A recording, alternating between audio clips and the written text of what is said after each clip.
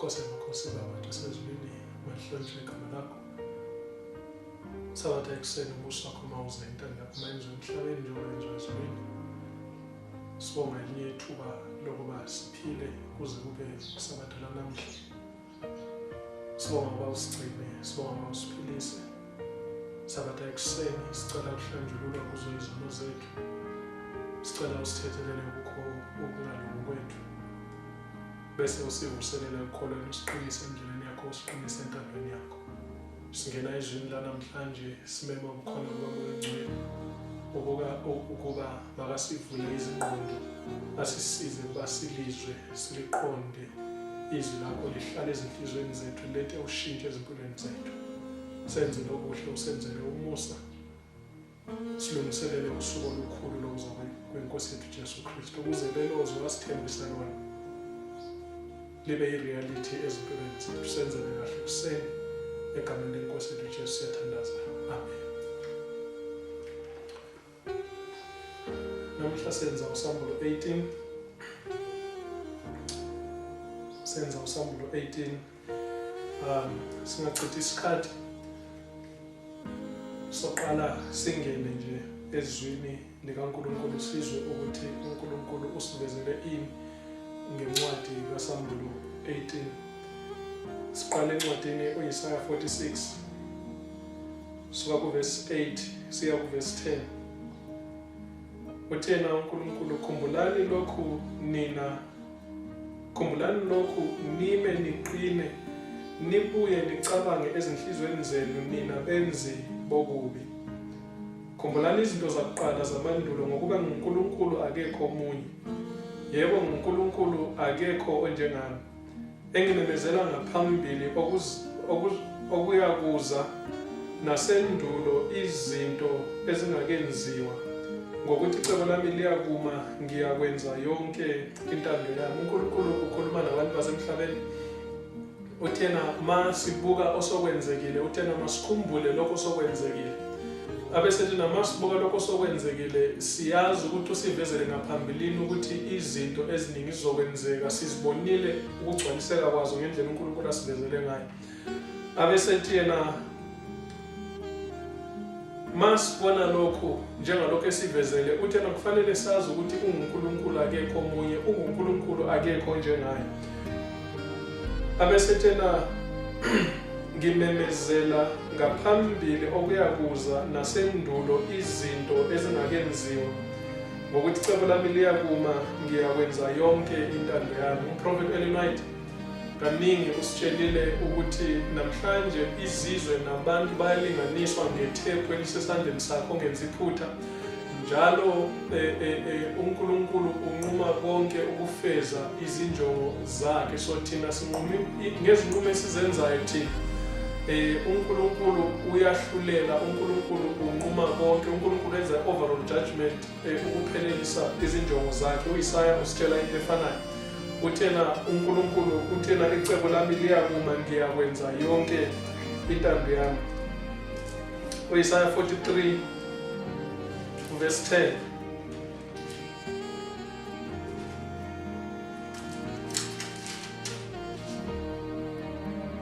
uIsaya 43 angiqale kuverse 8.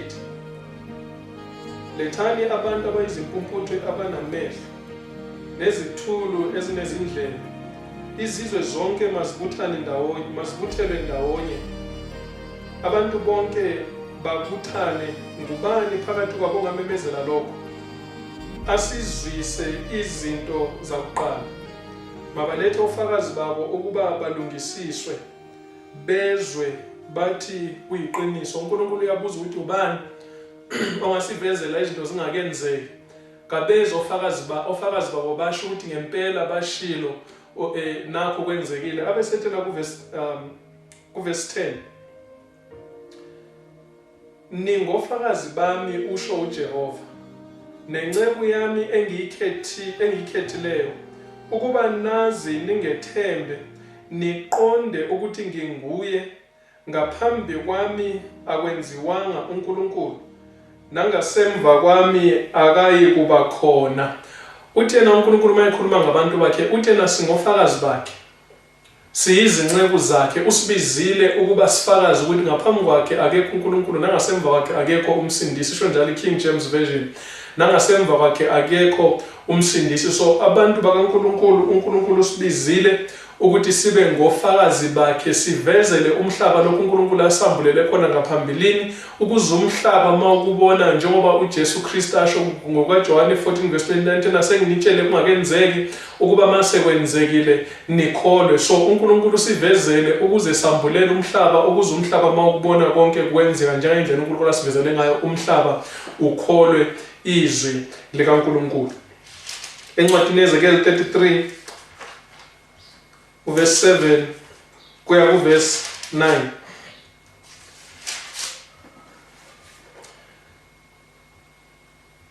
uthi uNkulunkulu lana mayikhuluma nenceku yakho Ezekhiyeli, wena ke ndodana yomuntu ngikubeke umlindi kuyo indlu yakwa-Israyeli.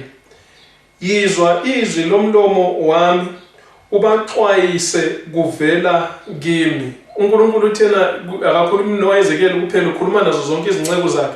Uthena kumele sizwe izwi elivela emlonyeni wakhe, sixwayise abantu ngezwi esilithethe kuNkulunkulu. Abesethena kuverse 8, lapho ngithi komubi, muntu omubi uyakufa nokufa, bese ungakhulumi ukuba uxwayise omubi ashiye indlela yakhe. Lowo muntu omubi uyakufa ngenxa yobubi bakhe, kepha igazi lakhe ngiyakulibiza esandleni sakho. uNkulunkulu mayesinikeza isigijimo ngoba soxwayisa abantu, angeke sikwazi ukuthula ngaphandle kokuba sithule sifake impilo yethu engozini. Ngoba uNkulunkulu uthena mayesinikeze izwi ukubana sitshela abantu bomhlaba thina singalihambisi emhlabeni lelozwi, uthena abantu bomhlaba bazakufa befele kubini babo, kodwa igazi lakhe liza kuba kuleyo nceku uNkulunkulu abekade eyithumile yangenza umsebenzi wayo. Abesena verse 9, kepha uma umxwayisa omubi ukuba ashiye indlela yakhe, abuye kuyo, angabuyi kodwa endleleni yakhe, uyakufa ngenxa yobubi bakhe, kepha wena uzikhululile. So uNkulunkulu uthi yena encwadini kaMathewu 24 verse 14, uJesu uthi leli vangeli lombuso liyakushunyelwa ezweni lonke kube ngufakazi ezizweni zonke andukuba kufike ukuphela. uJesu akasho ukuthi ivangeli lingashunyelwa wonke umuntu uyophenduka. uJesu wazi kahle ukuthi ngaze lishunyelwe ivangeli kukhona abayophenduka, kukhona abangeke baphenduke. Ngendlela efanayo uNkulunkulu kuzinceku zakhe ngapha kweZekhiyeli uthena ungamxwayisa omubi ukuba abuye endleleni yakhe, umvezele lokhu uNkulunkulu akuvezele khona, angalaleli akhethe ukuqhubeka ngendlela yakhe. Lo omubi uyakufa efele ezonweni zakhe, kodwa wena njengenceku kaNkulunkulu uzikhululile, igazi lalowo muntu angeke libizwe esandleni sakho. So njengabantwana bakaNkulunkulu kufanele senze umsebenzi uNkulunkulu asiphe wona. Iziprofethi uNkulunkulu asivezele zona kufanele sizishumayele emhlabeni, ukuze mazenzeka umhlaba ubone ukuthi uNkulunkulu usivezele ngaphambilini njengalokhu kuveziwe eBhayibhelini. Encwadini Testimonies for the Church volume 9 page 20 paragraph 1, uthena kwamele silinde ukuze kugcwaliseke iziprofeto zokuphela singakasho lutho malungana nazo na? Ayakusizani amazwi ethu lapho na? Kumele silinde ukuze izahlelo zikaNkulunkulu ziwele phezu kwabaphula umthetho singakabatsheli ukuba bangazigwema kanjani na? Ukukholwa kwethu kuphi ezwini likaNkulunkulu? Kwamele sibone izinto ezambulwe ngaphambilini zenzeka singakholwa lokho akushiloyo na? Ngemisebe ecacile ehlukile ukukhanya kuzile kuthina, kusibonisa ukuthi usuku olukhulu lwenkosi luseduze njalo lusemnyama. Masifunde siqonde kungakadluli isikhathi. Umprofethi u-Ellen White uyasivezela, uyabuza umbuzo wokuthi uNkulunkulu mayesivezele lokho athe kuzokwenzeka kungenzeki, uthena singathula ukuze kugcwaliseke. Kosiza ngani mase sikukhuluma sekugcwalisekile? Uthena singalinda iziprofethi uNkulunkulu asivezele zona ngaphambilini zize zigcwaliseke. Uthi yena ngaleyo attitude yethu ukholo lwethu luyabe lukuphi ezwini na? Abesetshena umprofethi ngemisebe ecacile ehlukile ukukhanya kuzile kuthina, kusibonisa ukuthi usuku olukhulu lwenkosi lusondele njalo lusemnyango. Masifunde siqonde kungakadluli isikhathi. Umhlaba wethu namhlanje siphila kuwo ngoba siphila kulesi sizukulwane sethu siyabona ukuthi incwadi kaMathewu 24 iyagcwaliseka phambi kwamehlo ethu. Siphila kukho ukugcwaliseka kwencwadi kaMathewu 24. So uthena umprofeti masikubona konke lokho masifunde siqonde kungakadluli isikhathi. Last Day Events page 15 no-16. Lokho okuvezwe ngaphambilini okungakagcwaliseki kwencwadi kaSambulo kuza kugcwaliseka maduze nje. Lesi siprofetho kalokho kumelwe sifundwe ngokuzimisela ngabantu bakaNkulunkulu njalo kufanele siqondwe ngokucacile. Uthena umprofeti isiprofetho sencwadi kaSambulo esingagcwaliseki incwadi kaMathewu 24 nencwadi kaSambulo zinokwenza ngezinsuku zokugcina. So kufanele lezi incwadi sizibambanise, incwadi kaMathewu 24, incwadi kaSambulo, incwadi kaDaniel. So umprofeti uthena lokho okuvezwe ngaphambilini okungagcwaliseki kwencwadi kaSambulo kuza kugcwaliseka maduze nje. Masibuka incwadi kaMathewu 24 igcwaliseka phambi kwamehlo ethu. Masibuka abaprofeti bamanga noKristu bamanga bekhona ngesikhathi sethu belokho besanda usuku nosuku. Masibuka indlala ikhula usuku nosuku. Masibuka izifo zikhula usuku nosuku. Masibuka inhlekelele kwezemvelo kukhula usuku nosuku. Siyabona ukuthi incwadi kaMathewu 24 iyagcwaliseka phambi kwamehlo ethu. Abesethena umprofeti lokho ungagcwaliseki kwencwadi kaSambulo kuza kugcwaliseka maduze nje. So lapho esikhona namhlanje between uMathewu 24 verse 8 no verse 9. Lapho esikhona namhlanje siphakathi kaMathewu 24 uverse 8 no verse 9. Asiyele encwadini kaMathewu 24 ngokwamathewu 24. NgokwamaThewu 24 uJesu unikeza izinceku zakhe, abafundi bakhe, abalandeli bakhe izibonakaliso zokuza kwakhe. Abesethela lana uMathewu 24 uverse 7. Ngokuba isizwe siyakuvukela isizwe nombuso uvukele umbuso, kube khona indlala nokuzamazama komhlaba izindawo ngezindawo. So siphila esikhathini sokugcwaliseka kwalesi siprofetho uJesu asinikeza sona. Abesethi na uverse 8, kepha konke lokhu kungukuqala kwemihelo, kepha konke lokhu kungukuqala kwemihelo. Wesifazana kade ekhulelwe mase sifikile esikhathi sakhe sokuyoteta, ayikho into ongayenza ukuthi umvimbele ukuthi angateti. I-ambulance ingathatha isikhathi ukufika bayomthola esetetele endlini. So uJesu uthena usinikeza ulimi olunjalo, uthena kepha konke lokhu kungukuqala kwemihelo. Okusho ukuthi ngesikhathi sethu umhlaba uza kuxakeka, ngeke uze ukwazi ukuza nezinkinga ngeke uze ukwazi ukuthola izixazululo sezinkinga ezibhekene nomhlaba. So uJesu ufanisa ngalolu limi uthena kepha konke lokhu kungukuqala kwemihelo. Namhlanje abathungameli bomhlaba, abantu bomhlaba bazama ukuthola isixazululo sezinkinga ezixake umhlaba, kodwa uJesu uyasivezela ukuthi angeke bekwazi ukuxazulula izinkinga ezibhekane nomhlaba ngendlela efanayo.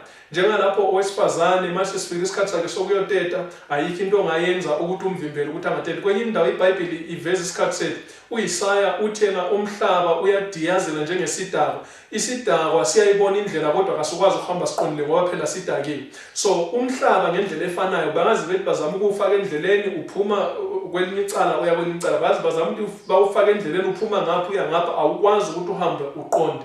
So uJesu abesethena ngokwamaThewu 24, kepha konke lokhu kungukuqala kwemihelo. Then uverse 9 abesethi kuverse 9, lapho-ke bayakunikhapela usizini banibulale, niyakuzondwa izizwe zonke ngenxa yegama lami. So la isikhona simi phakathi kukaMathewu 24 uverse 8 noverse 9. So izizwe zisazama ngayo yonke indlela ukuthola isixazululo sezinkinga ezehlela umhlaba ezilokhu zikhula usuku nosuku, kodwa iBhayibheli isivezela ukuthi ngeke bakwazi ukuza nesixazululo sezinkinga ezibhekane nomhlaba. So la isikhona simi phakathi kukaMathewu 24 uverse 8 noverse 9. Into esizolandela manje abantu bomhlaba sebehlulekile ukuza nesixazululo, uJesu abesethena lapho-ke bayakunikhaphela usizini banibulale, niyakuzonda izizwe zonke ngenxa yegama lami. Kulapho ngena khona uphawu lwesilo luza njengesixazululo sokugcina sezinkinga zomhlaba ezingapheli. Umprofeti Ellen White abesethena lokho kuvezwe ngaphambilini okungagcwaliseki kwencwadi kaSambulo. Incwadi kaSambulo esivezela ukuthi maduze nje kuza kubekwa uphawu lesilo, umhlaba wonke uzakwamukela uphawu lesilo, abantu bayakukhuleka kuso isilo nomfanekiso waso. Incwadi kaSambulo iyasivezela ngokwesiprofeto ukuthi izinkinga zonke ezehlela umhlaba zithungamela ekuthini umhlaba ungene enkingeni enkulu yokugcina phakathi kophawu lukaNkulunkulu nophawu lwesilo. So uthi yena kuza kugcwaliseka maduze nje, njengoba sibona izinto zikhula, izinto ezimbi zikhula usuku nosuku, sibona ubugebengu bukhulu usuku nosuku, sibona indlala ikhula usuku nosuku, sibona ukufa, abantu manje sebefa ngenye indlela usuku nosuku, izifo ziyakhula, yonke lento iyakhula. Uthi yena umprofeti konke lokho kuthungamela empini yokugcina phakathi kophawu lukaNkulunkulu nophawu lwesilo, abesethi nalokho kuza kugcwaliseka maduze nje. Abesethi nalesi siprofeto kalokho kumele sifunde ngokuzimisela ngabantu bakaNkulunkulu, njalo kufanele siqondwe ngokucacile. So lesi siprofeto kufanele sifunde ngabantu bakaNkulunkulu, kufanele siqondwe ngokucacile. Encwadini kaSambulo, Sambulo 13 uverse 18, uthi yena umprofeti lesi siprofeto kufanele siqondwe ngokucacile. USambulo 13 verse 18 ithi yona iBhayibheli, nakhu ukuhlakanipha, onengqondo makabale isibalo ngokuba siyisibalo somuntu. Nakhu ukuhlakanipha, onengqondo, iKing James Version tena, he who has understanding, onokuqonda makabale isibalo sesilo ngokuba siyisibalo somuntu. So uthena umprofeti lesi siprofeto kufanele siqondwe ngokucacile. Onengqondo, onokuqonda makabale isibalo sesilo. So onokuqonda, ukuqonda uthethe kuphi? Ezwini likaNkulunkulu uza kuqonda ukuthi izinkinga zonke ezibhekene nomhlaba namhlanje zelusa umhlaba empini yokugcina phakathi kophawu lukaNkulunkulu nophawu lwesilo.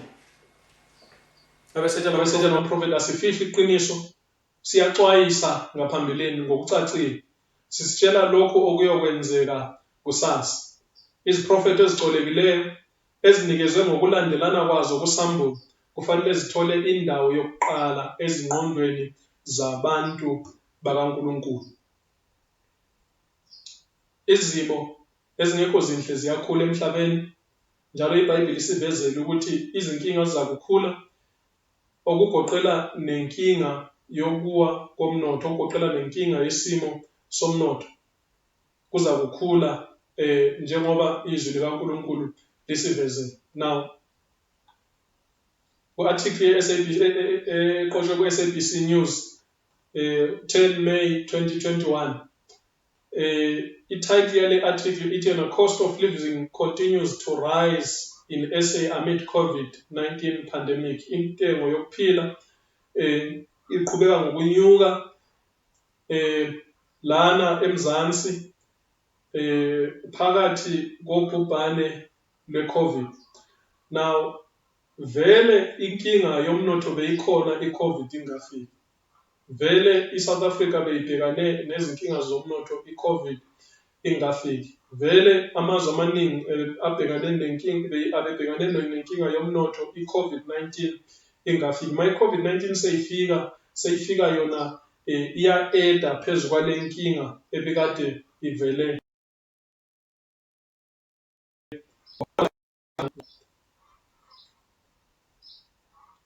Abathengi bakuthola kunzima ukuhambisana ngenxa yokubiza kwezimpahla namasevisi. Intengo yokudla nokunye okubalulekile inyukile, kanye nentengo yokugibela itaxi kukhangelelwe ukuthi inyuke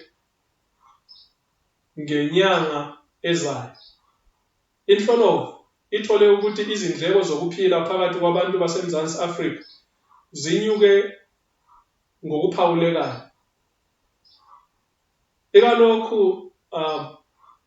Ikalokhu selokhe kwaqubuka ubhubhane lwe-COVID-19, inhlolovo eyenziwe yinkampani yobuchwepheshe i-M4Gem ithole ukuthi izindleko zokuphila eMzansi Afrika azisathwaleki. So izindleko zokuphila eMzansi Afrika azisathwaleki. Abasafayo kakhulu ngobani? Uzothola ukuthi abasafayo kakhulu, abantu abathwele nzima kakhulu yilabo abampofu. yilabo abanhlwempu. Bese bethi bona kule article inhlangano yamalungelo abantu iBlack Sash beyilokhu imele ukukhokhwa kwesibonelelo kwabasengozini ikakhulu kwabasengozini kakhulu nabampofu. Le nhlangano ithi isibonelelo sihlinzeke ngokugcinwa kusuka endlaleni kwabantu abaningi abampofu eMzansi.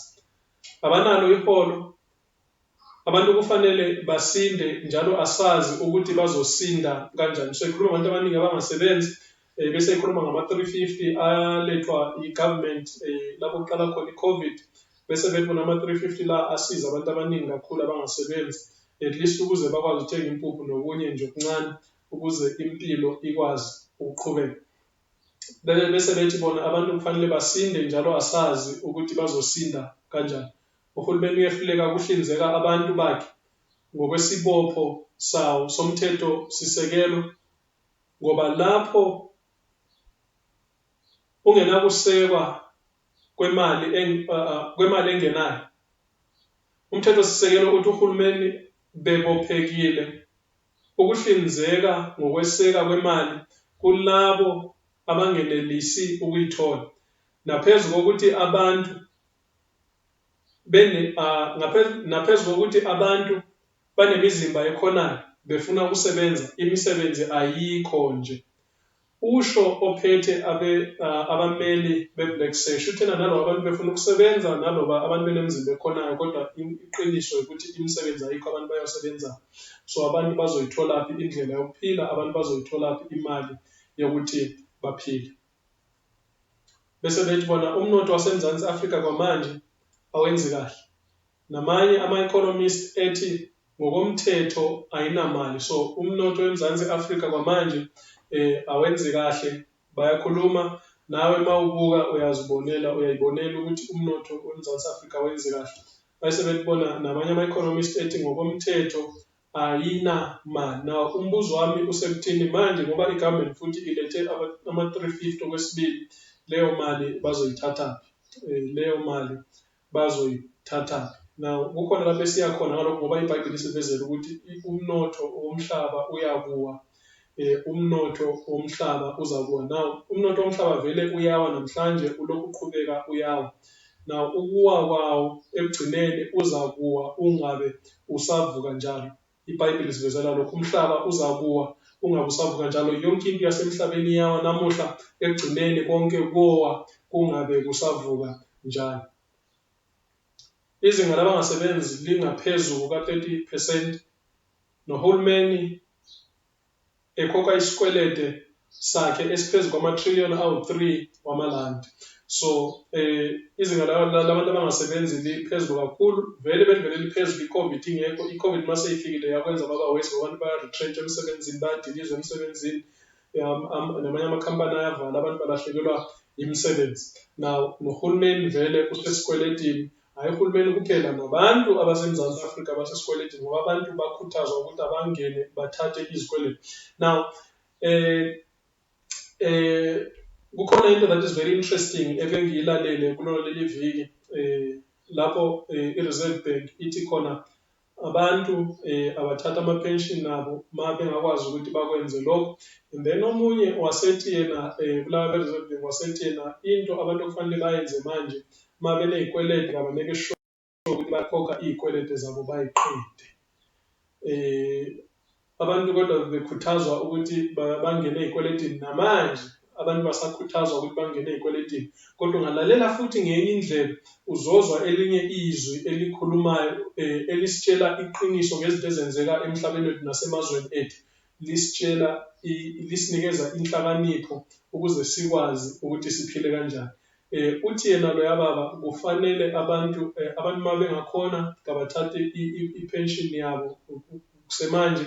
Abesethi yena abantu into okufanele bayenze mabakhokhe iy'kwelete zonke abanazo bayiqede, mabasebenzele ukukhokha iy'kwelete zabo bayiqede. Isimo somnotho asimanga kahle, isimo somnotho asimanga kahle. Hayi South Africa kuphela, umhlaba wonke isimo somnotho asimanga kahle.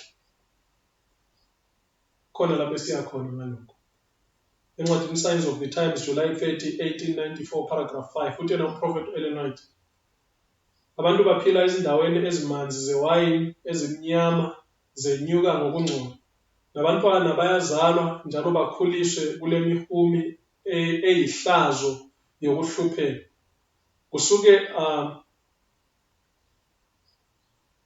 kusukela besezinsane nasekukhuleni. Kayikho into abayibonayo kodwa lokho okungathandeki, okonakalisiwe nokuyihlazo. Akukho ukubonakala okuhle kwemvelo okuheha isu, njalo bezwa igama likaNkulunkulu kuphela kuzifungo ezesabekayo zenhlamba. Ezindaweni zalolu hlobo abantwana bayayekwa bakhule ngendlela abangakhula ngayo. Ezindaweni zalolu hlobo abantwana bayayekwa bakhule ngendlela abangakhula ngayo. Ingakho abantwana bethu namhlanje uma bekhula abalawuleki ngoba bayayekwa bakhule ngendlela abangakhula ngayo. So kuyafana nokuthi abantwana bayayikhulisa ngoba abantwana bayayekwa bakhule ngendlela abakhula ngayo. Babunjwa iziyalezo eziphansi nemizekelo ewusizi yalabo ababazungezile. Izindawo zochuku ezibazungezile zibulisa iso labo. Amagama angahlambulukanga awela ezindlebeni zabo, nentuthu yokudakayo nogwayi igcwala umkhathi wabo. Bekhuliselwe ekucekelweni phansi kokuziphatha. Akumangazi ukuthi bagcina bengamasela, iziphanzi nababulali. Uthena bekhuliselwe ekucekelweni phansi kokuziphatha. Akumangazi ukuthi abantwana abanjalo bagcina bengamasela, iziphanzi nababulali. Umprofethi u-Ellen White uyasivezela.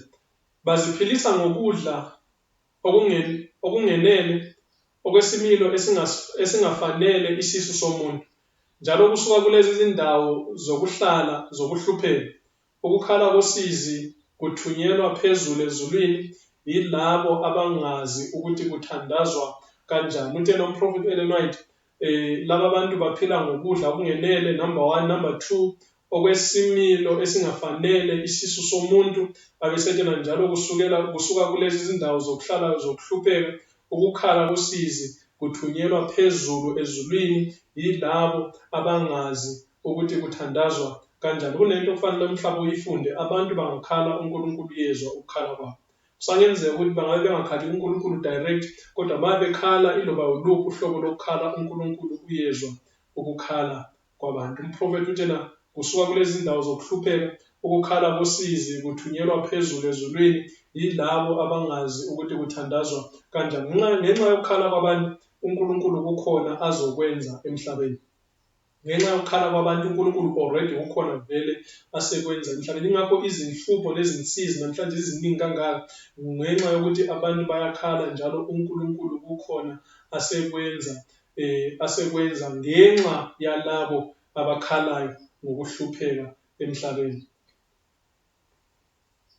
Ngesikhathi esifanayo, lapho kukhona lolu sizo olwesabekayo, labo uNkulunkulu abaphathise izindlela bangeza epulazini, bakha indlu phezu kwendlu, inxuluma phezu kwenxuluma, baze bahlinzeke izinja zabo ngezigodlo, njalo baqashe izinceku ukuba zizinakekele.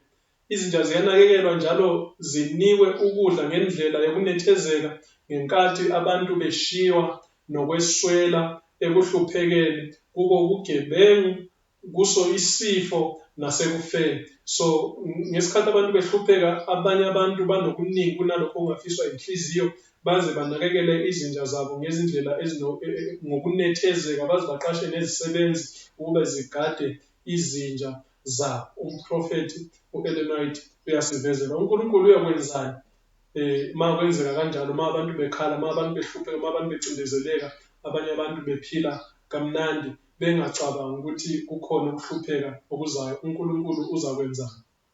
Paragraph 3. Abekho baningi ngisho nakulabo abafundisayo nabezombusazwe ababambisisa imbangela eyisisusa sesimo somphakathi. labo abaphethe uhulumeni abakwazi ukuxazulula inkinga yenkohlakalo, indlala, ububha nokukhula kobugebengu. Bazama ngeze ukubeka ezamabhizinisi endaweni ephephile. Uma abantu bengalalela kakhulu ukufundisa kwezwi likaNkulunkulu baza kuthola isixazululo sezinkinga ezibaxakile. So uthena uMphrofethi Ellen White, abekho baningi ngisho nakulabo abafundisayo nabezombusazwe ababambisisa imbangela yesisusa sesimo somphakathi samanje. Okusho ukuthi manje emphakathini abantu abafundisayo, othisha nabezepolitiki abaqondi ukuthi kungani umphakathi wethu unje. Abesetshenziswa labo abaphethe uhulumeni abakwazi ukuxazulula inkinga yenkohlakalo, indlala, ububha nokukhula kobugebengu. So abakwazi ukuxazulula zonke lezi inkinga umhlaba obhekene nazo. Abesethena bazama ngeze ukubeka ezamabhizinisi endaweni ephephile.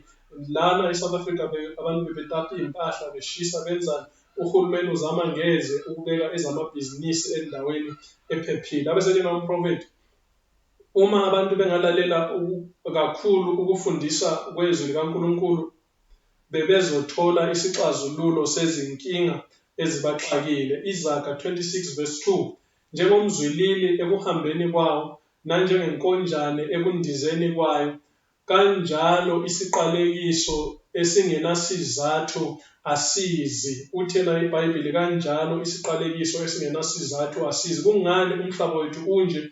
Kukhona isizathu sokuthi umhlaba wethu ube kanje. So ngesikhathi esiphila kuso, umphumela walokho uhulumeni uzama ukucima imililo yama-private companies, yena uhulumeni naye enomlilo wakhe omshisayo. Isimo somnotho asimanga kahle njalo, isimo somnotho asibi ngcono. Sengabonakala okwesikhashana singathi siba ngcono, kodwa mase kuphenduka kuba worse.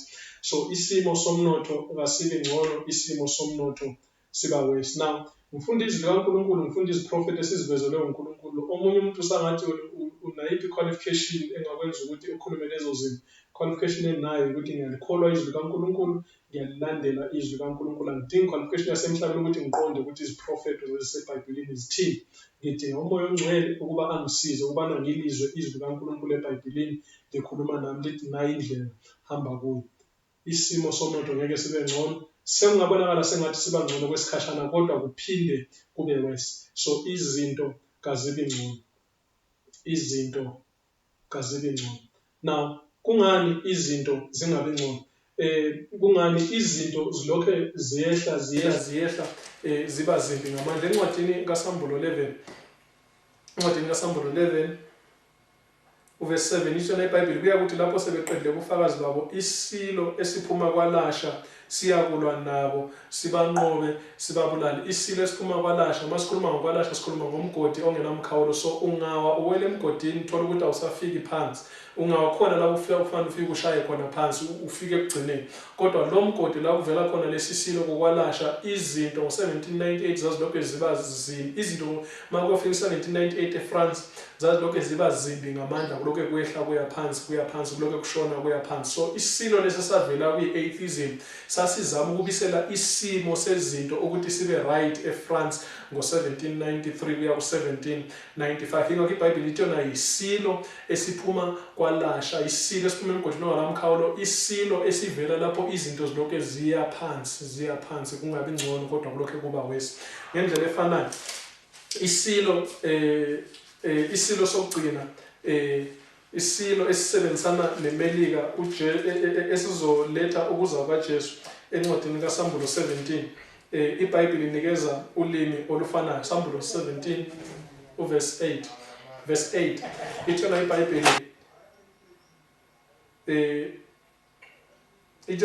Sambulo 17 verse 8, isilo owasibonayo sasikhona asisekho. So sasikhona before 1798, asisekho ngo-1798, sareplaced yilesi esithe kuSambulo 11 verse 17 basiphuma kwalasha. So sathathelwa indawo yileso.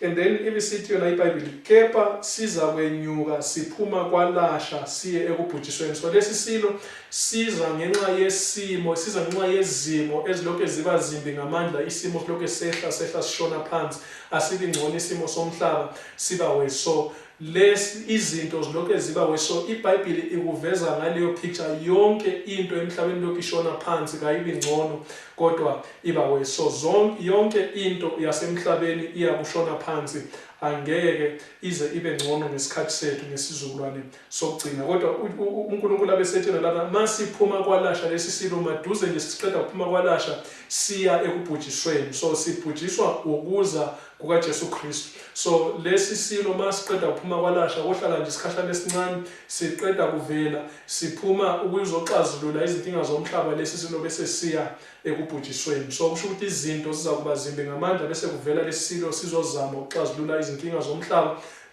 sathi siyazama bese kufika ekuzeni kukaJesu so izinto azibi ngcono izinto ziba worse uJehova uyaqeda idlelo labelusi nezikhulu emhlabeni namhlanje kakhulu ngikhuluma ngendaba yomnotho kufanele siqonde ukuthi ngezinsuku zethu uJehova uyoqeda idlelo labelusi nezikhulu emhlabeni kushona uJehova uyaqeda idlelo labelusi nezikhulu emhlabeni now siyazi ukuthi abafundisi bafanekiswe eBhayibhelini njengabelusi izikhulu yilabo abathungameli bomhlaba osomabhizinisi nabo osopolitiki izikhulu zasemhlabeni so uJehova uyaqeda idlelo labelusi abefundisi manje sebengabefundisi bemali abefundisi manje sebengabefundisi bemali nabantu emhlabeni sebephilela imali so iBhayibheli iyasivezela ukuthi uJehova uyoqeda idlelo labefundisi nezikhulu emhlabeni ngakho uJehova ezothinta inotho yomhlaba ezakuyilahla phansi ayiphonse phansi ayilethe phansi emhlabathini ngoba abantu baphilela imali uJehova uyaqeda idlelo labefundisi yabelusi nezikhulu emhlabeni Counsels for the Church page 37 paragraph 3 abantu banamashushu obubi nazo zonke izinhlobo zobubi zithe chithi isitha siphumelele ukuphendukezela ubulungiswa nokugcwalisa izinhliziyo zabantu ngesifiso senzuzo yobugovu ubulungiswa bumi kude ngokuba iqiniso liyaqhubeka esigcawini nobuqotho abunakungena emzini emkhulu kunezixuku eziphila endlaleni nasosizini beseduze kakhulu nokuswela ukudla indawo yokukhusela nezingubo ngenkathi emzini efanayo kunalabo abanokuningi kunokungafiswa inhliziyo abaphila ngokunethezeka bechitha imali yabo ezindlini ezinempahla yenani elibizayo ukuzihlobisa loba okubi kunalokho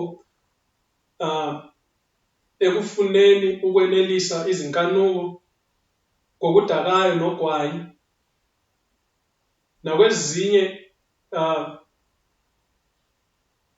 nakwezinye izinto ezibulala amandla engqondo zenze umcabango ungalingani zilulaze umphefumulo ukukhala koluntu olulambayo kuyenyuka phambi kukaNkulunkulu ngenkathi ngayo yonke inhlobo yokucindezela nokufunjathiswa nokuphamba abantu banqwabelanisa ukunothacwe uthena abantu bayalamba abanye banqwabelanisa ukunothacwe uthena ngesikhathi esifanayo abantu beqokelela inotho benza inkohlakalo benza yonke lento ukukhala kwabantu abalambayo kuyenyuka kunyukela phambi kwesihlalo sobukhosi kwesini isicaphulelo esifunde ngaphambilini umprofeti uthe yena abantu abangazi ukuthandaza bayakhala ukukhala kwabo kuyenyuka phambi kwesihlalo sikaNkulunkulu yingakho uNkulunkulu namhlanje esithinta inotho yomhlaba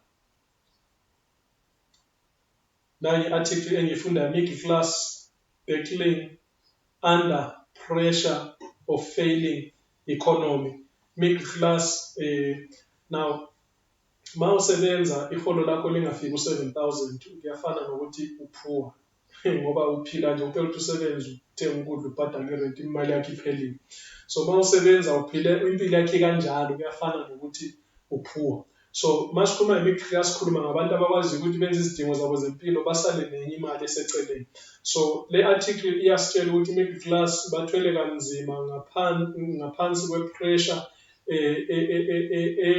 eyomnotho oyehlulekayo umnotho uyehluleka ukuthi uzinze umnotho uyehluleka ukuthi ume kahle so ekugcineni masifunda incwadi kaSambulo incwadi kaSambulo ayikhulumi ngemiddle class ikhuluma ngayo ngabacebileyo nabampofu incwadi kaSambulo isho kanjalo. So kusho ukuthi i-middle class izoba destroyed, kuyosala abacebileyo nabampofu. Now incwadi kaSambulo, uSambulo 13 uverse 16 thina senza futhi ukuba bonke abancane nabakhulu abacebileyo nabampofu abakhululekileyo nabayizigqila bazibeke uphawu esandleni sabo sokunene noma emabunzini abo. So iBhayibheli kusizulwane sokugcina abantu uma besamukela uphawu lwesilo, iBhayibheli ihlukanisa abantu kuya amaqembu amabili, kube ngabacebileyo nabampofu. So siza kubona i-middle class izokuba destroyed, i-middle class izokuphela, kosala abacebileyo nabampofu. Khumbulani ukuthi Nthembi nama uphilela nje kuphela, ma usebenza even if una umsebenzi, kodwa ma usebenzela ukuthi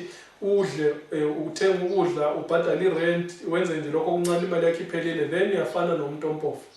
Uyafana, uyi-same class nabantu abampofu, ngoba kayikho into ongayenza engcono empilweni. So kusho ukuthi abantu abampofu sibaningi kakhulu la emhlabeni. Masibuka ngokweBhayibheli abantu abampofu sibaningi kakhulu lana emhlabeni.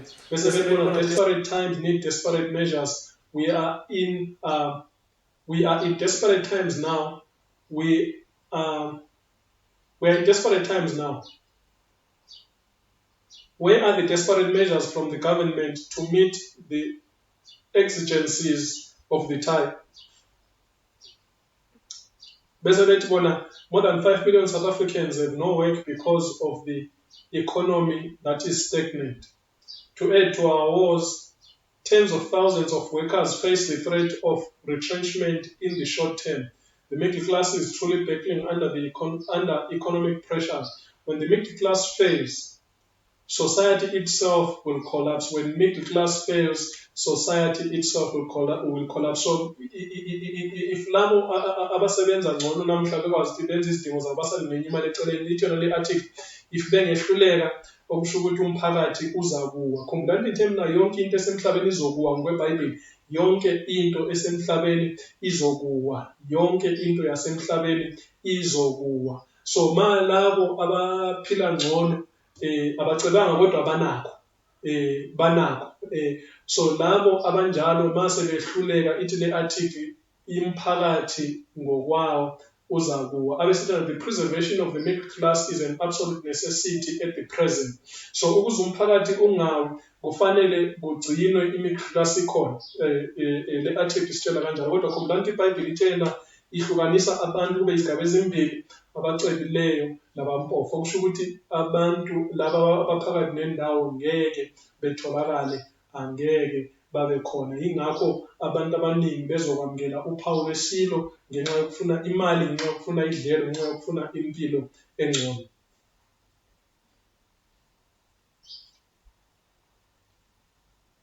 Now sikhuluma ngezomnotho namhla. August 12, 2015, Eskom sees more cash going in than out. Eskom bona imali eningi iphuma kunemali engenayo. So ma imali eningi iphuma kunemali engenayo kusho ukuthi you are running i-loss. Okusho ukuthi in the near future uzokwehluleka ukuqhubekela phambili. In the near future uzokwehluleka ukuqhubekela phambili. US inflation sees biggest jump since 2008.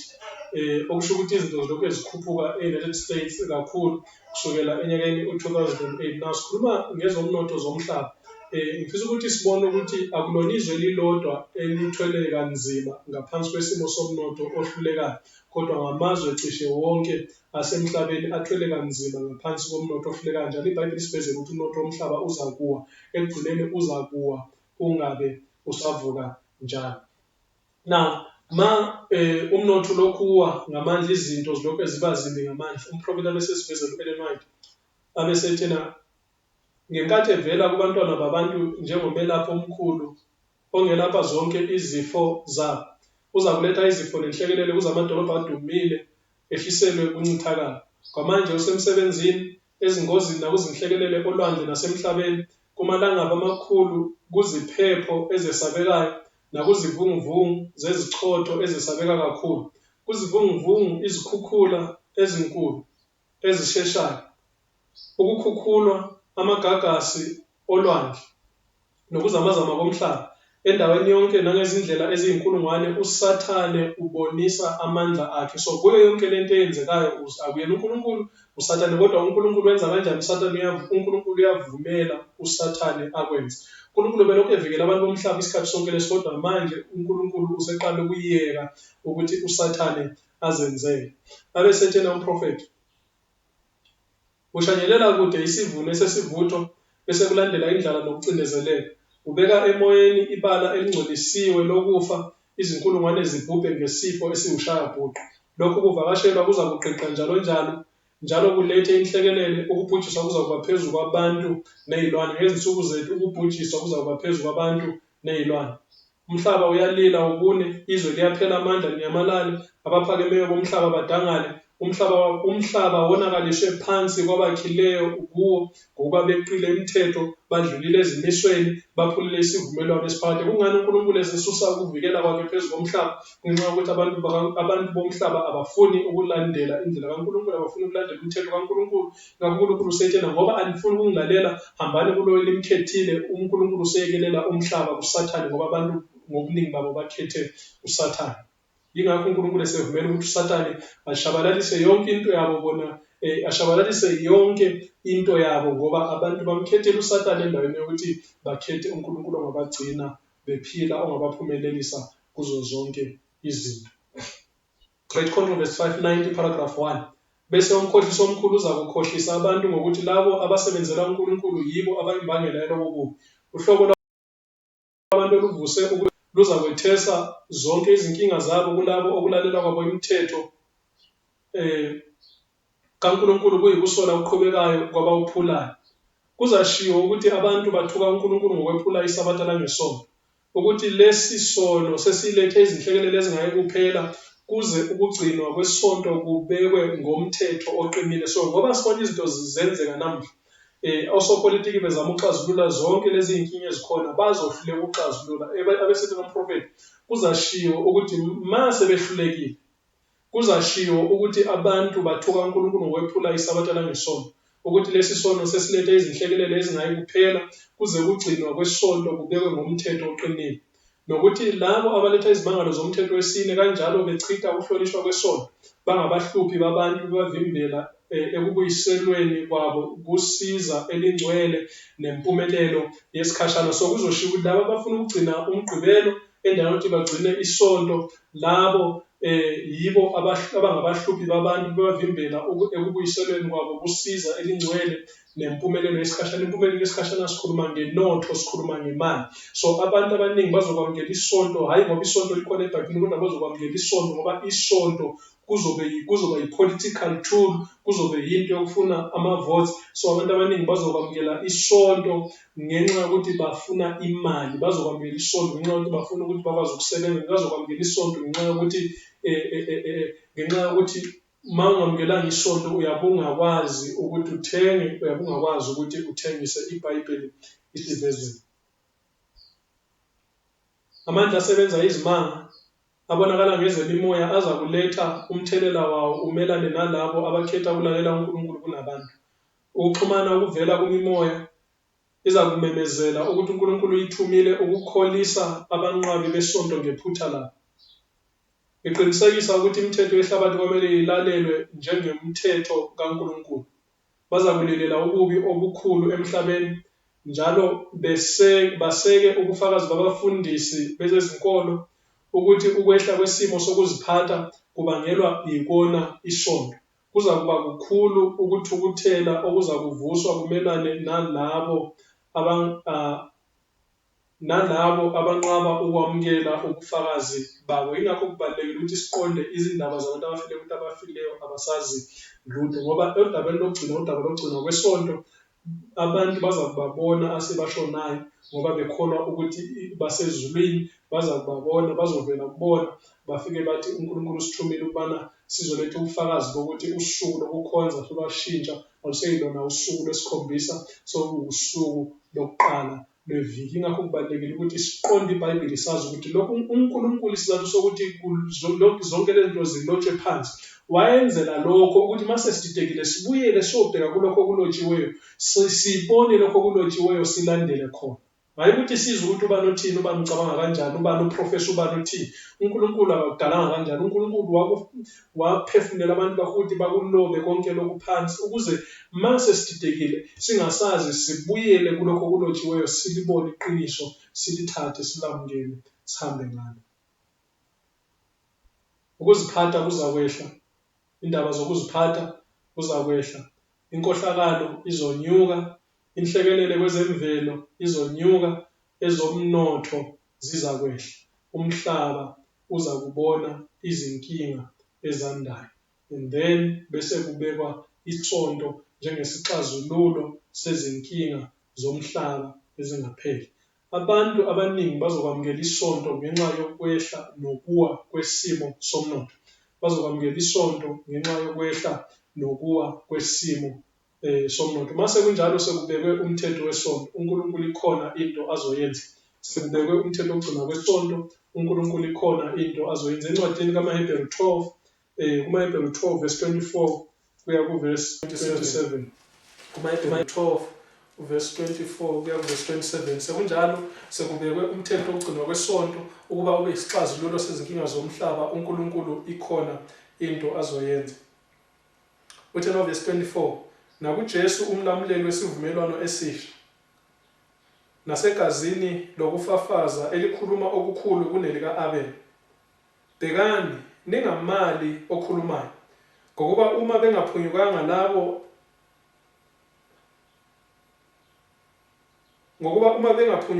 labo ababemala lo owabaxwayisa emhlabeni, kakhulu asiyikuphunyuka thina esimfulathelayo oxwayisa esezulwini. Ozwi lakhe lanyakazisa umhlaba ngaleso sikhathi, kepha manje uthembisile wathi, kuseza kuba kanye ngizamazamise, kungabi umhlaba wodwa kepha nezulu futhi. So lana uPaul ucaphuna encwadini kaExodus 19 uverse 16 noverse 18. uNkulunkulu wathi ezokhuluma nabantu bakhe kwanyakaza emhlabeni, kwazamazama, intaba yaseSinayi yashunqa kwaba nentuthu. So abesethi yena lo wakhuluma emhlabeni ngaleso sikhathi kwanyakaza emhlabeni, abesethi yena manje uthembisile ukuthi akayikuzamazamisa umhlaba kuphela kodwa uyakuzamazamisa izulu nomhlaba. And then encwadini kaLuka 21, ngokaLuka 21 verse 25,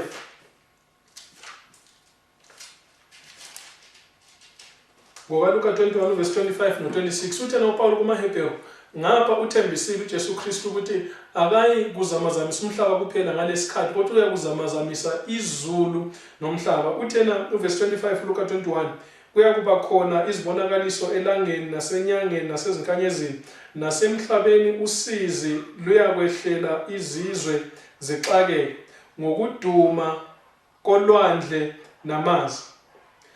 Abantu baphela amandla ngokwesaba nangokubheka okuvelela umhlaba, ngokuba amandla ezulu ayakuzanyazanyiswa. So uJesu this time akayekuzamazamisa umhlaba kuphela kodwa uyakuzamazamisa izulu nomhlaba. Bese ithi yona iBhayibheli abantu bomhlaba bayakuphela amandla ngokwesaba lokho okuvelela umhlaba, ngokuba amandla asezulwini ayakuzanyazanyiswa. So uNkulunkulu this time mayesezamazamisa izulu nomhlaba, kwenzekani emhlabeni? Into yokugcina ethintekayo to the last inotho. Lapho uNkulunkulu esezamazamisa khona izulu nomhlaba, sokubekwe uphawu lwesilo ukuzama ukuxazulula izinkinga zomhlaba, inotho iza kuthinteka to the last. Lapho uNkulunkulu uza kuyidestroya to the fullest inotho yasemhlabeni, lapho uNkulunkulu uza kuyidestroya to the fullest. So ma sifunda uSamulo 18 sifunda ukudestroya kwenotho yasemhlabeni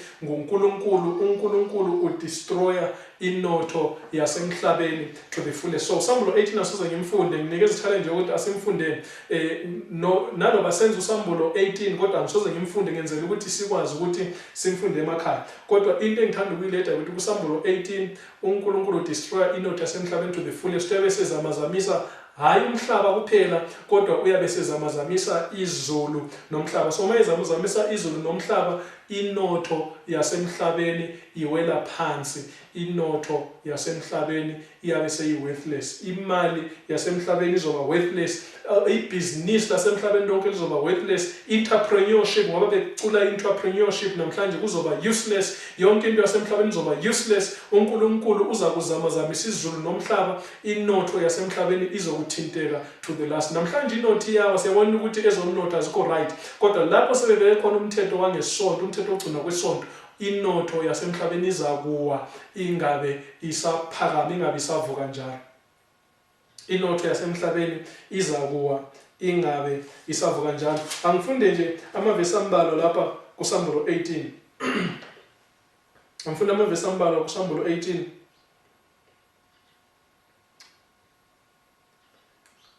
Verse 9.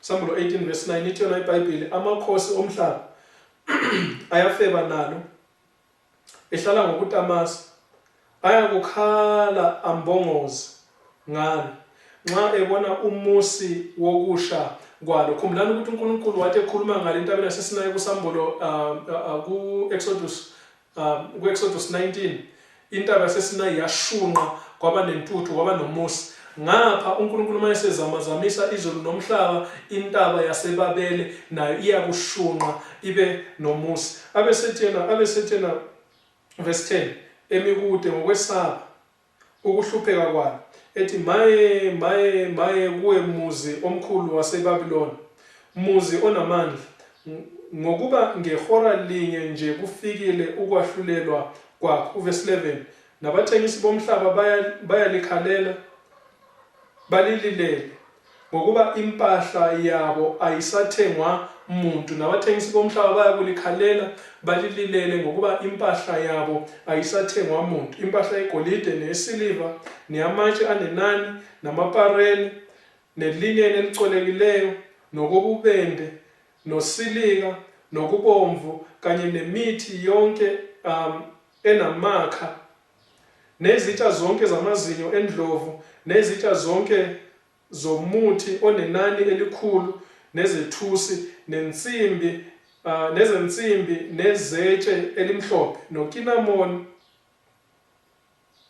nokunephunga elimnandi, nempepho, namafutha okuqhola, nenhlaka, newayini, namafutha eminqumo, nempuphu ecolekileyo, nokolweni, nezinkomo, nezimvu, namahashi, nezinqola, nezigqila, nemphefumulo yabantu. Now iBhayibheli lana kuSambulo 18 isivezela ukuthi uNkulunkulu lapho mayesezamazamisa amandla asezulwini nasemhlabeni, inotho yomhlaba izakuwa completely. Ithona i-business sector izakuwa.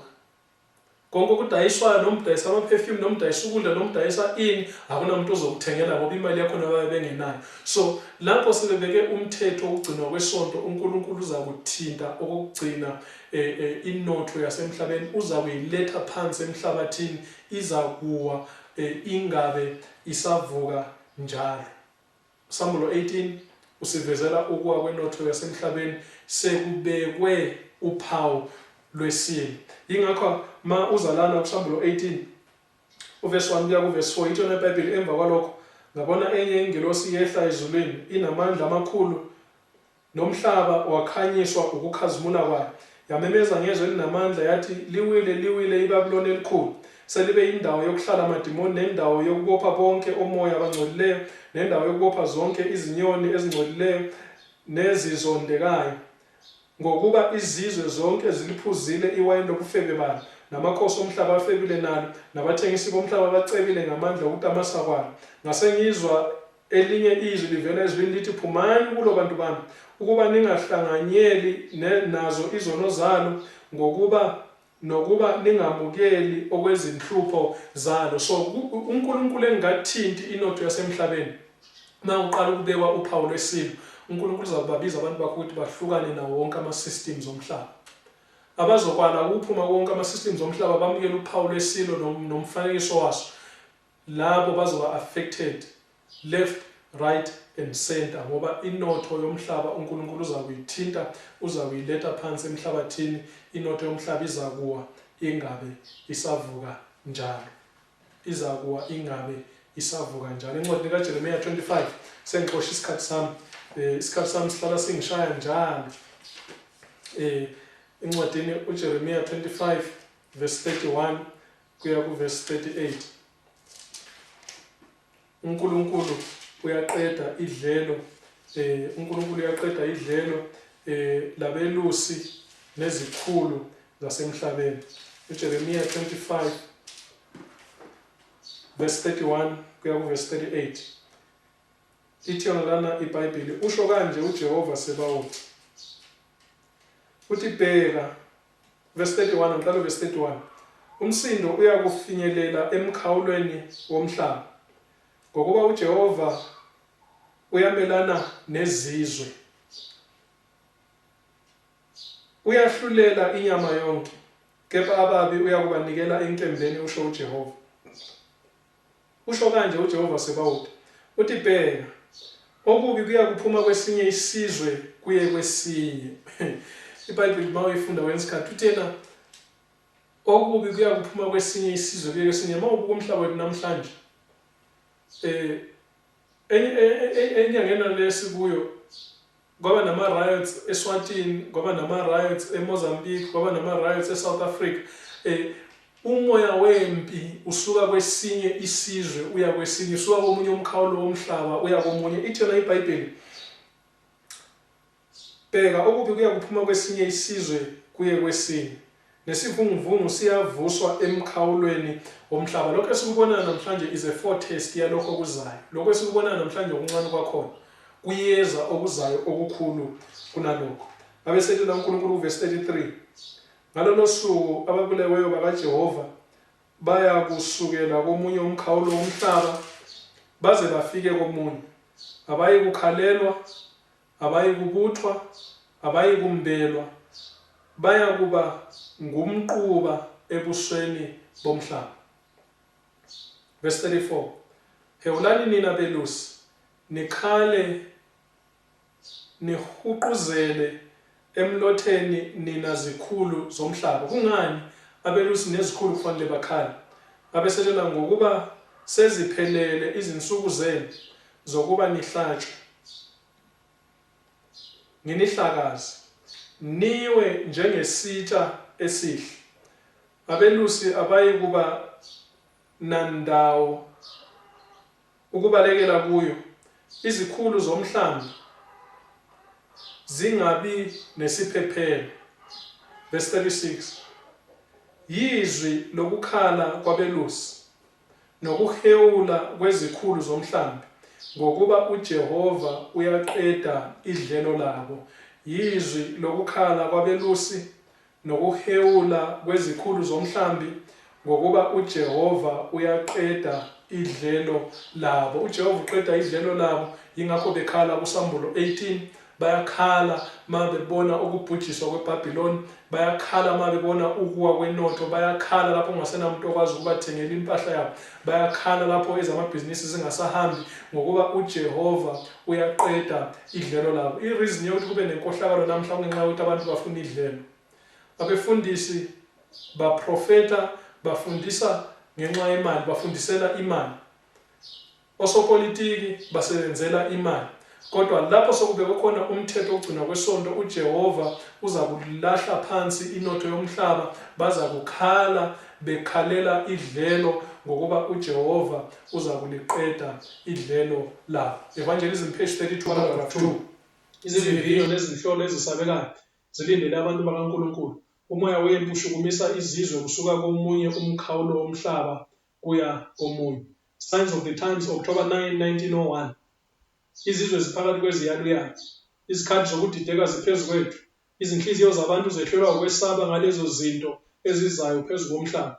Kodwa labo abakholwa nguNkulunkulu baza kulizwa izwi lakhe phakathi kweziphepho lithi, yimina, ningesabi. Labo abakholwa nguNkulunkulu baza kulizwa izwi lakhe. Kwenzeka konke lokho baza kulizwa izwi lakhe. Nanamuhla singafiki kuleso sikhathi, ma kwenzeka konke okwenzekayo, bayalizwa izwi lakhe lithi, yimina, ningesabi.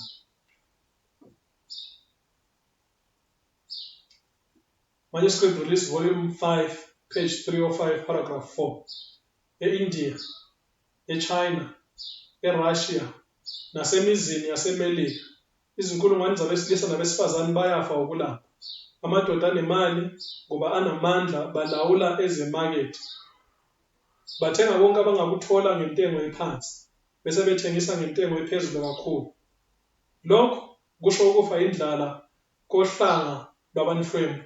Njalo umphumela walokho kuba i-civil war.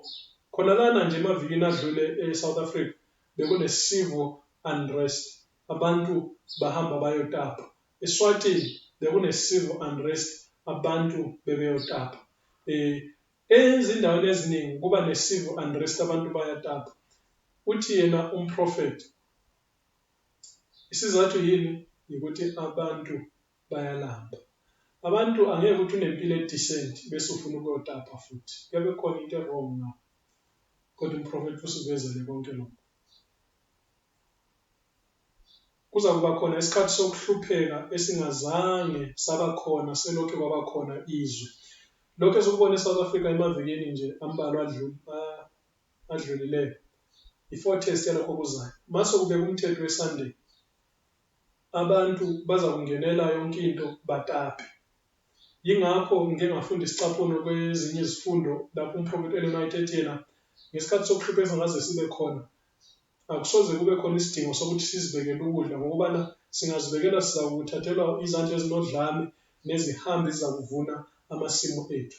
Abantu bazakuza live, abantu bazakutapa live, yonke into it will be out of control emhlabeni. Yonke into it will be beyond i-control yama-governments asemhlabeni. Yonke into it will be out of control. Abantu bazakutapa. Lokho esikubona namhlanje is-foretaste. Lapho sekubekwe umthetho sekubekwe umthetho wokugcina kwesonto. Lapho sesidlulile esikhathini sokuhlupheka esincane sesingena esikhathini sokuhlupheka esikhulu. Abantu bazakutapa, abantu bayakuzenzela, ibhizinisi yomhlaba izakuwa, ngeke ibe yisavuko. At least namhlanje South African government iyakwazi ukubhayila out amabhizinisi, but ngaleso sikhathi ama-governments omhlaba azakuhluleka ukubhayila out amabhizinisi.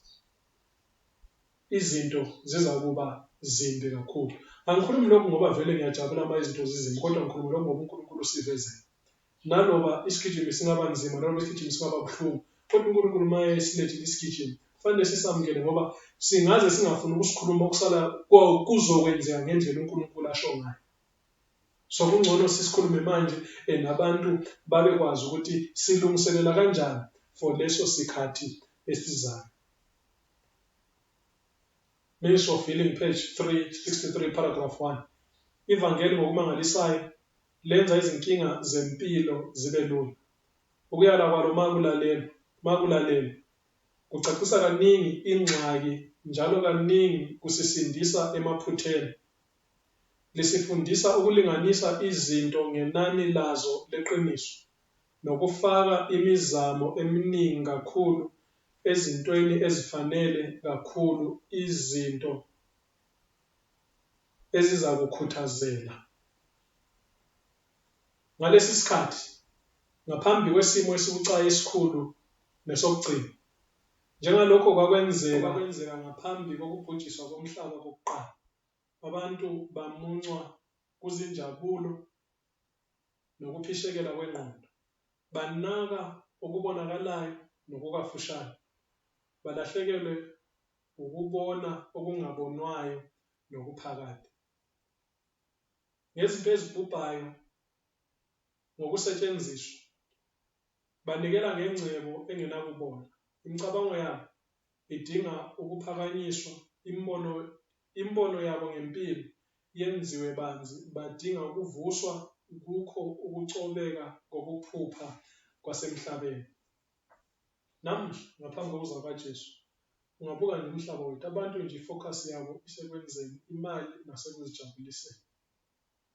Bese beluza ifocus ezintweni ezingabonwayo nezimi kuze kube phakade. Abesethe ngomprofeti, ingakho siveza lezi ziprofethi ukuze abantu bavuke kukho ukucobeka kokuphupha kwasemhlabeni, ukuze abantu babone ukuthi lokho abakuxoshayo maduze kuzoba useless, maduze kuzoba worthless. Ingakho siveza lezi ziprofethi ukuze abantu abaphuphayo emhlabeni bengaboni okungabonwayo bakwazi ukuthi babone okungabonwayo, basindise imiphefumulo yabo, bazisindise nakuma-stresses amaningi abekade bengazithola kuwo ngalizwanga leli vangeli. Ekuphakameni nasekuweni kwezizwe, njengalokhu kuveziwe emakhasini ezilobo ezingcwele, badinga ukufunda ukuba iyize kangakanani inkazimulo yangaphandle yomhlaba. Masibuka umlando wezizwe, siyabona ukuthi zake zaphakama, zake zaba yimibukiso emihle emhlabeni ngempumelelo yazo, kodwa impumelelo yazo yahlala isikhathi esinganani, ayihlalanga forever. Izizwe eziningi impumelelo yazo iyasula. Abesethena ekuphakameni nasekweni kwezizwe, njengalokhu kuveziwe emakhasini ezilobo ezingcwele, badinga ukufunda ukuba iyize kangakanani inkazimulo yangaphandle yomhlaba. Ngendlela efanayo, njengalokhu iy'ntombi ziyipenda amazipho, faka amashiya, wenze yonke into e-artificial. Uma usushonile, ungaze ukufa kwamashiya usushonile, amashiya akho awasasizi ngalutho, awasekho attractive. Ungaze ukupendile amazipho, usushonile, amazipho akho awasa-attracti ngalutho. So inkazimulo yangaphandle yomhlaba iyize, ayindaba. Kufanele sikufunde lokho. Amazwe amaningi ake aphumelela, namuhla impumelelo yawo ayibonakali. Kufanele sifunde emazweni amanye esiwabukayo, kufanele sifunde emlandweni oseBhayibhelini. Abesethi nomprofeti, iBabuloni namandla ayo wonke nobuhle bayo, okufana nakho umhlaba awukazi ukubone selokhu kwadlula leso sikhathi. Amandla nobuhle okwakubonakala kubantu baleso sikhathi kuzinze kangaka, njalo kukhuthazeka, kudlule kanjani ngokuphelele, njengembali yotshani kubhubhile. Inkazimulo yomhlaba kayilasti forever. Inkazimulo yomhlaba iba khona isikhashana bese iyadlula. Ungazi uthini? Inkazimulo yomhlaba iba khona isikhashana bese iyadlula. Education page 183 paragraph 4. Kanjalo kubhubha konke okungenaNkulunkulu njengesisekelo sakho. Kuphela lokho okuboshelwe kunjongo yakhe nokuveza isimilo sakhe kungakhuthazeka. Izimiso zakhe yiyo into ngabagxilile eyaziwa ngumhlaba wethu. So konke okungeyamanga ezwini likaNkulunkulu kuyabhubha, konke okungeyamanga ezwini likaNkulunkulu kuyadlula, konke okungeyamanga ezwini likaNkulunkulu ngeke kume kuze kube phakade. Incwadi yokubhala kuyo ekaJakobe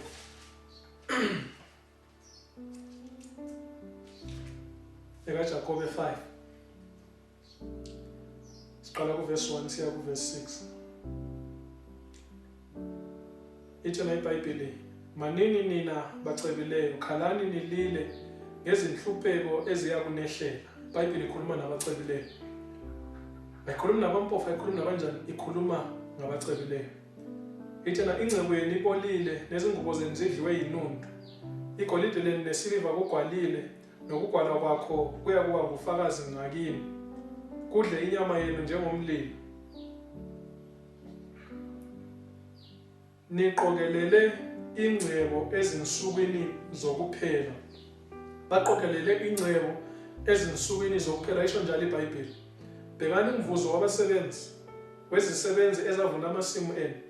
Eniwugodlileyo uyakhala, nokukhala kwabavunileyo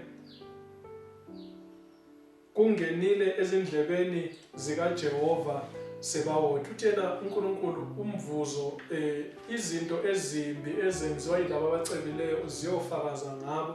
uNkulunkulu uza kuyidestroya inotho yabo, ngoba abantu uma bekhala uNkulunkulu esezulwini uyeza ukukhala kwabo. Uma bekhala abantu emhlabeni uNkulunkulu osezulwini uyeza ukukhala kwabo. Kodwa inotho yomhlaba, uNkulunkulu already vele useqalile ukuyithinta inotho yomhlaba, kodwa uzokuyithinta, uzokuyiletha phansi emhlabathini lapho sebebeke umthetho wokugcinwa kwesonto. Nibusile emhlabeni natamasi, ninonisile izinhliziyo zenu ngosuku lokuhlala.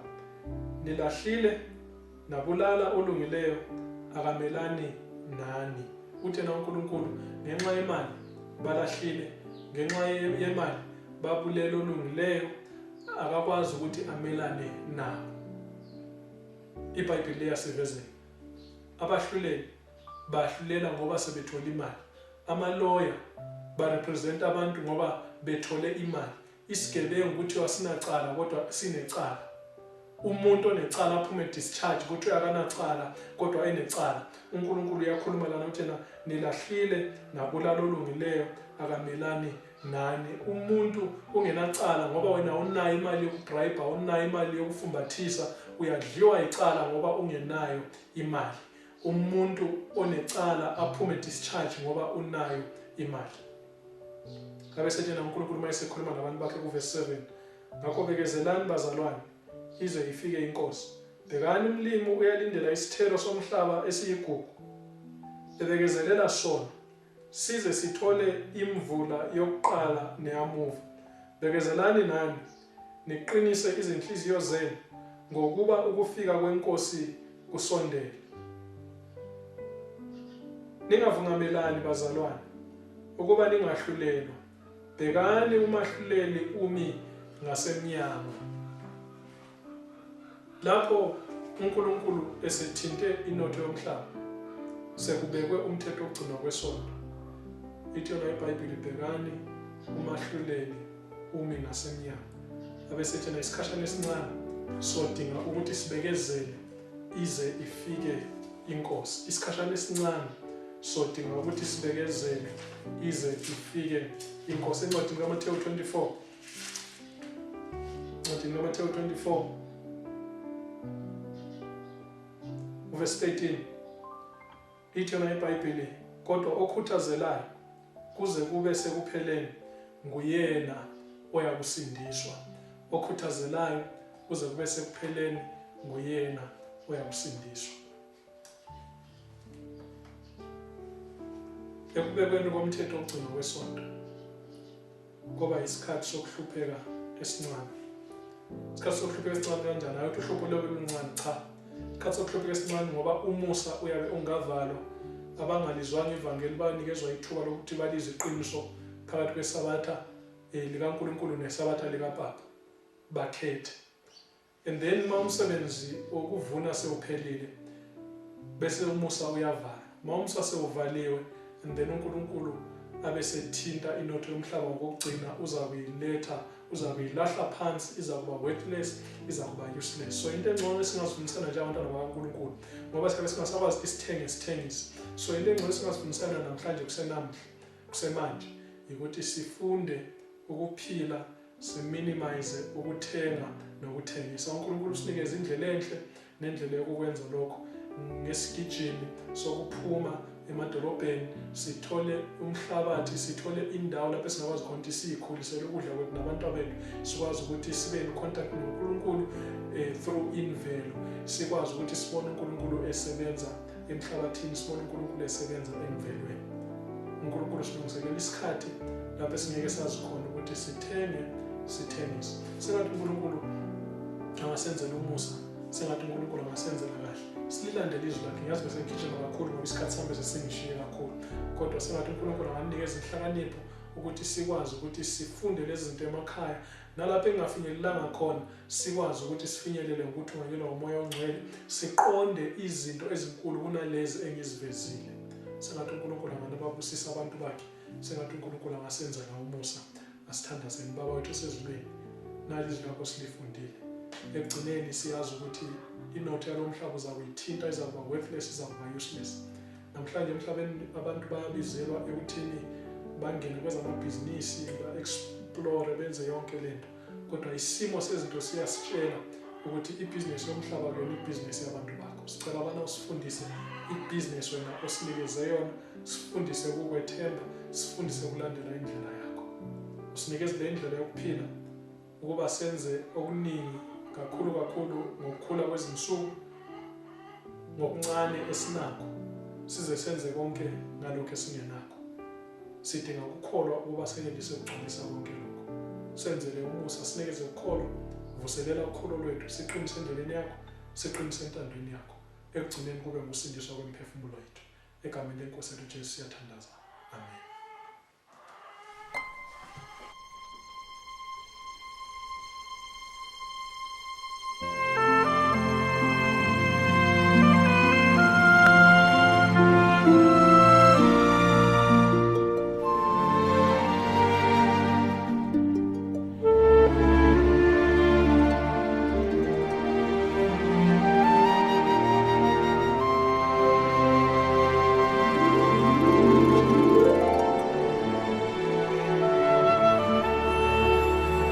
Take the world, but give me Jesus.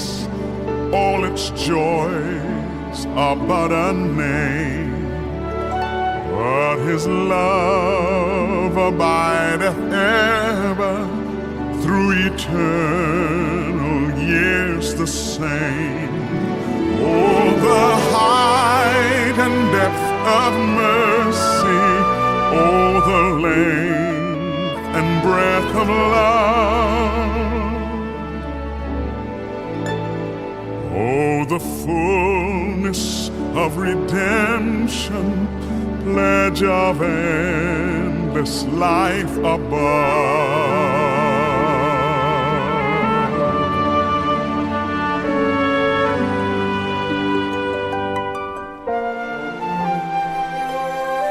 Take the world, but give me Jesus, sweetest comfort of my soul. With my Savior watching o'er me, I can sing though billows roll. Oh, the height and depth of mercy, oh, the length and breadth of love, oh, the fullness of redemption, pledge of endless life above.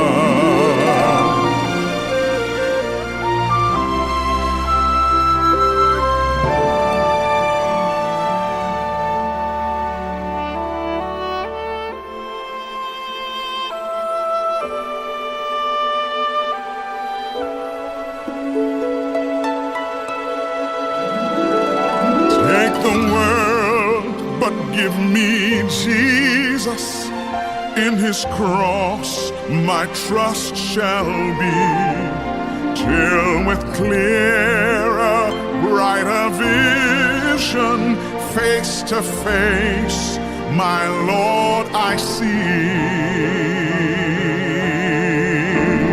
Oh, the height and depth of mercy, oh, the length and breadth of love, oh, the fullness of redemption, pledge of endless life above.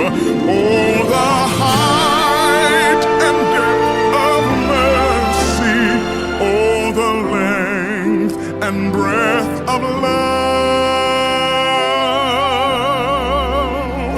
oh, the fullness of redemption, pledge of endless life above.